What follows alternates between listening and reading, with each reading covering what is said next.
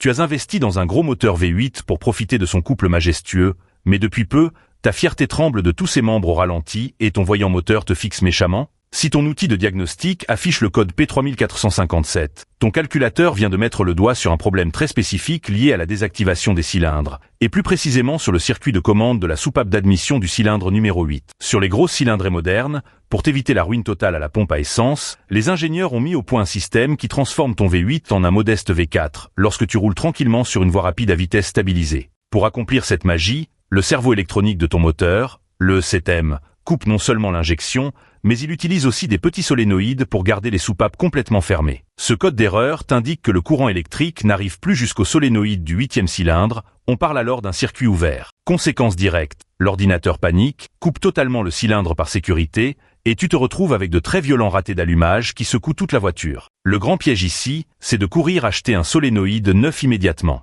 La toute première chose à faire, qui ne te coûtera pas le moindre centime, c'est de vérifier manuellement ton niveau d'huile et la propreté de celle-ci. Ce système mécanique ultra précis utilise la pression de l'huile moteur pour verrouiller les soupapes. Si tu roules avec un niveau d'huile beaucoup trop bas, ou si ton huile est vieille et forme des bouchons de boue dans les minuscules conduits, le mécanisme ne s'activera jamais, même si l'électricité arrive parfaitement. Si ton huile est d'une propreté clinique et au niveau maximum, alors penche-toi sur le faisceau électrique. La chaleur dégagée par ces énormes blocs moteurs cuit littéralement les gaines des fils avec le temps. Traque un câble fondu, un fil de cuivre dénudé qui touche la carrosserie ou une prise totalement oxydée. Avec ton multimètre réglé sur 0 ohm, vérifie la continuité entre le calculateur et la prise de ton solénoïde. Si le fil est parfait, alors oui, ton solénoïde a probablement rendu l'âme et il faudra l'extraire pour le remplacer afin de retrouver la souplesse légendaire de ta grosse cylindrée.